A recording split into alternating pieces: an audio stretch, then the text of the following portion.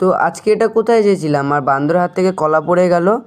তো প্রথম থেকে শুরু করা যাক। 3:30টার দিকে ভোরবেলা 3:30টার দিকে ঘুম ভেঙে গেছিলো। না ভাঙলে উঠতে হবে, কারণ ঘুরতে যাব, এক্সাইটমেন্টটা আলাদাই।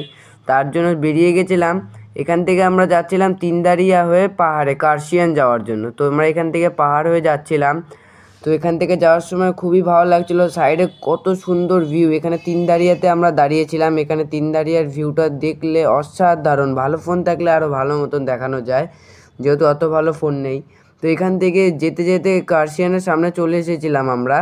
তো এখান থেকে ভিউ তো আরও সুন্দর লাগছে, কি সুন্দর সূর্যের আলো একদিকে পড়ছে।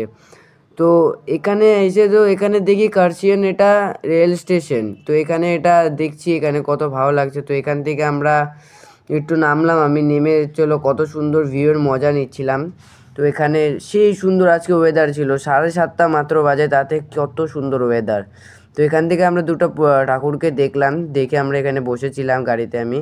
তো এখান থেকে আমি চা খেলাম, কার্শিয়াং এসেছি যেহেতু চা তো খেতেই হবে। তো এখানে চাটা খাওয়া কমপ্লিট করে দেখি বাদরের তারে ঝুলেছিল, ওর হাত থেকে কলা পড়ে গেল।